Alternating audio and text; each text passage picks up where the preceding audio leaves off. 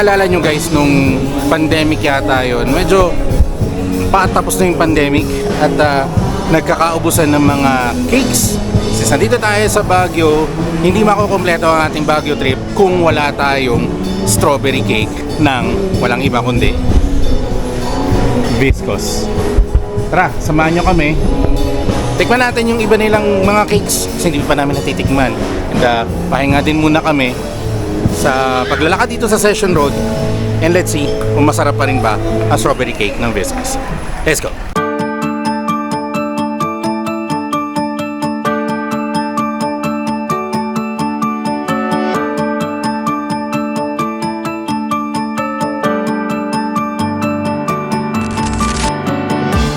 Alright guys, so dito tayo sa may Viscos, dito sa may Session Road. I think ito yung original, if I'm not mistaken.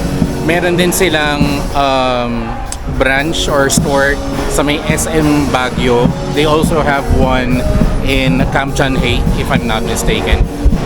Kung meron pang isa pa, hindi ko alam. Pero ito yung nasa may Session Road. Ayan.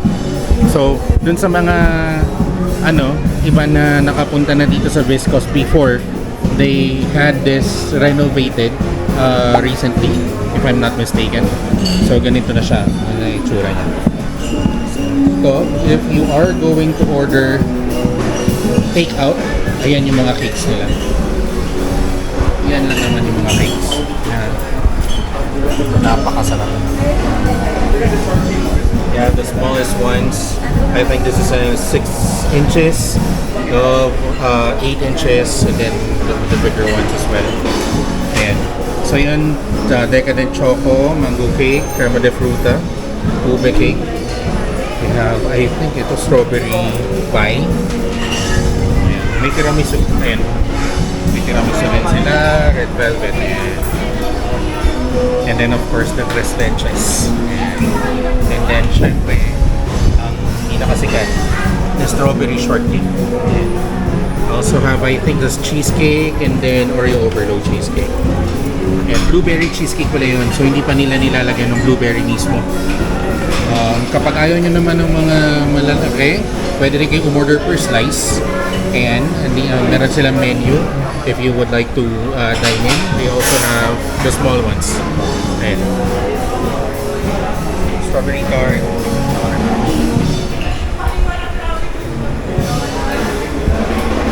Meron din silang mga ice creams. Mango coffee fudge brownie, butter pecan, vanilla bean, and ube. And this is the dining area.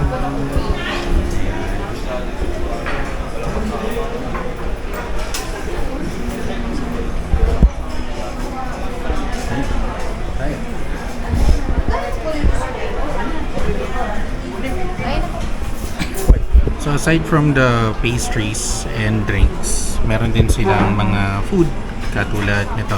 So they have salads and meron din silang pizzas. They also have soup, sides, pastas, and they also have fried chicken, mustard chicken, and mga chickens actually.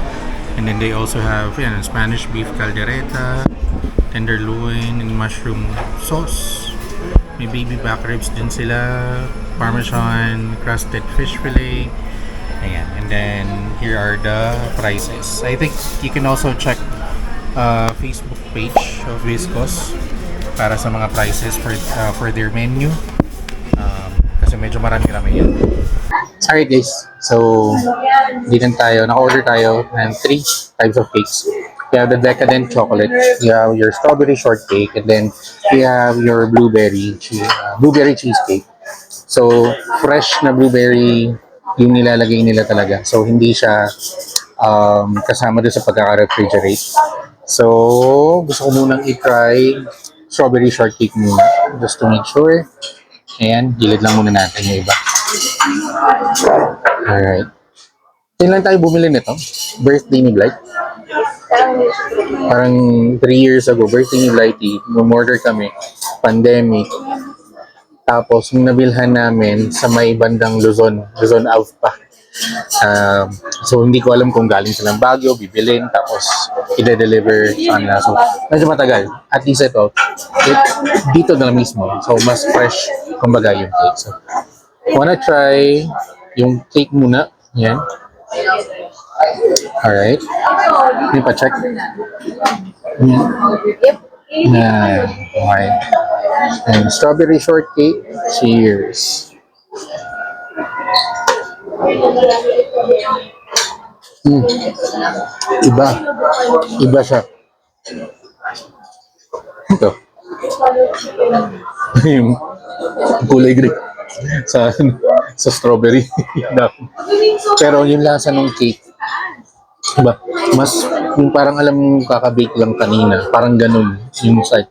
Kasi nakain namin, masarap pa rin naman siya, pero um, hindi ko siya ma-describe. Basta mas masarap, basically. Yun lang yung gusto masabi. Mas masarap kung hindi ko galing yung yung cake mismo. And then, of course, let's try the strawberries. Yung comment ni Amy dati dito is medyo may pagka-maasim talaga yung strawberry. Siyempre, strawberry naman, medyo sour naman talaga. Pero may aftertaste na, alam mo, yung tanginess niya. So, let's try this out.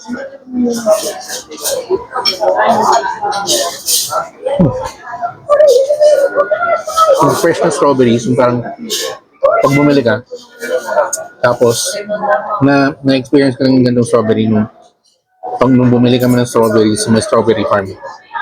Last na nagpunta kami ng Baguio. Ganun. So, fresh siya. Fresh. Masarap yung niya, yung strawberry niya. And dati kasi, nung bumili kami ng cake, medyo nakakaumay. Pero ito, I think, siguro matapos ko itong isang buo. Sarap. Hindi naman sabi ito masarap. Right, next natin. Decadent chocolate. Literal na super decadent talaga siya. Ayan. So, syempre, presentation, napakaganda rin. Ayan, may chocolate pa sila sa ibabaw. And I think cream yung nasa gitna. So, let's try this out. Yan. Yan siya. Decadent chocolate. Cheers.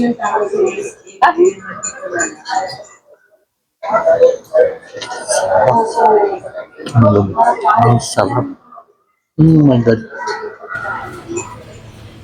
Tapos sasabayan mo ng kape. Mga brewed coffee. Or kahit iced coffee. Basta coffee. Ay, napakasarap naman eh, Ray. Grabe.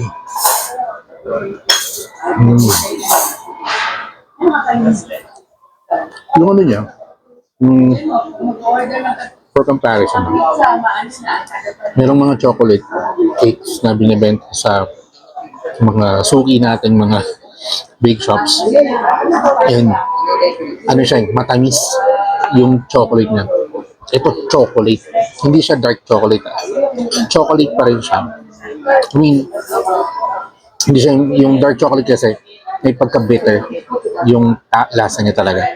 Ito, matamis siya pero hindi tamis ng asukal. Yung ano mo yun, yung parang tamis ng tsokolate. Yung ganun siya. And napakasarap ng cream yung nasa gitna. Hindi ko alam kung ano to. Yan o. Solid to. Hindi ko alam. Parang may nakain na akong chocolate na ganito. Hindi cake. Chocolate na mayroong cream. Pero hindi ko matandaan kung ano. Pero alam ko, magugustuhan to ng kapag ka chocolate lover ka. Or kahit hindi. Yung paminsan-minsan kumakain ka ng chocolate. This is a must try. Must order for your cake dito sa Viscos. Sarap nito. Grabe. Sulit. Solid. Alright. Last cake natin for the day. Blueberry cheesecake. Yan. Nagbebenta kami ng blueberry cheesecake. So, dapat masarap ang blueberry cheesecake na. Or the cheesecake itself. White chocolate siya. Milky white chocolate. Yan. Sabi ni Amy, medyo milky, chocolatey, white chocolate yata yung nasa gitna. Nasa gitna. And going back, this is a blueberry cheesecake. Let's try the blueberry first. Yung blueberry naman na binibenta namin, yung nilalagay namin sa blueberry cheesecake, yung blueberry itself is yung mga canned. So, hindi naman kami bumibili ng blueberry kasi gagawin namin jam or something like that. Hindi, wala kaming ganung wala kaming ganung equipment or wala kaming process na ganun. So, nakakanda. So, medyo out of our hand kung ano yung magiging lasa nung mismong blueberry. Pero for this one, I think they make it. Pero let's try this out. Let's try the blueberry first. This blueberry. Okay. Hindi ganun katamis yung blueberry. Hindi maasim yung blueberry. Masarap lang siya. Yeah. Masarap lang siya. Hindi siya yung katulad ng mga nakadelata or yung nakakan na blueberry. So, ewan ko kung sila mismo nagagawa nito. Pati yung mismong jam, yung jam lang mismo. Hindi matamis. Masarap lang. And of course, the cheesecake. Let's try the cheesecake and the Graham. Ay, talagang thick. Ayan, rich. Yung cheesecake. Rich yung cheesecake. And then, sakto lang yung taas nung Graham. Crushed Graham. Let's try this out. Meron pa yung mga grapes, mango, and banana na Bake yung cheesecake. Hindi siya yung nilalagyan ng ano. Ano yung nilalagay doon para hindi maging bake, non-bake na cheesecake, gelatin na yun. So, hindi siya gelatin. Ito yung bake siya. Katulad nung ginagawa namin na blueberry cheesecake, bake yung cheesecake. So, masarap. And andun yung lasa talaga, yung medyo soury na lasa nung cheesecake, nung cream cheese. Tama, cream cheese yung cheese. And magugustuhan mo to. Parang hindi ko mauubos isang ulit. Sabi ni nag-try nila eh. Diba sabi ko sa inyo, parang mauubos ko isang buong slice nung strawberry shortcake.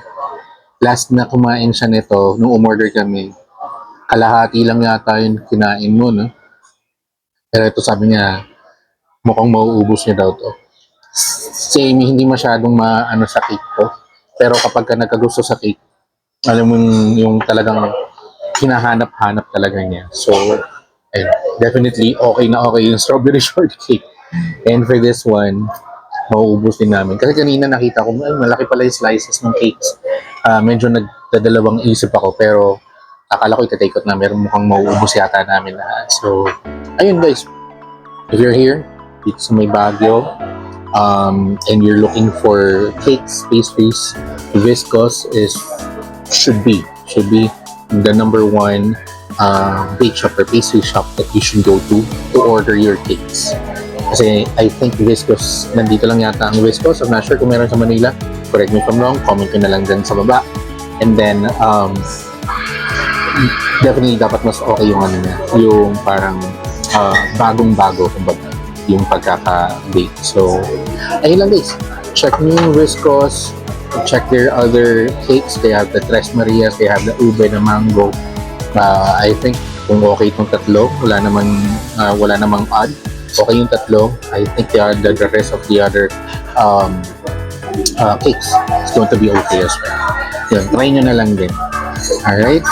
By the way, iced tea, Viscos iced tea. I think this is home brewed or house blend. House blend lemon iced tea. And then they also have mango shake. Yung mango shake matamis. I mean, nawawala yung tamis siya kapag kumain ka muna ng cake. Kasi matamis yung cake. Pero andun yung mango na lasa. They also have the banana. And banana shake. Alright, so ayun lang guys. Again, if you're here, try this out. Para bago-bago naman. And dito sa tatlo, highly suggested, Decadent chocolate. Alright, so ayun guys, thank you for watching this video. Meron pa tayong mga pupuntahan. This is just the second day of our Baguio trip. And samahan nyo na kami dito sa iba pa namin mga lugar na pupuntahan at ibang mga kainan, pagkakain. Okay, so again, this is Jason. Thank you for watching this video and see you in the next one. Peace out. Cheers.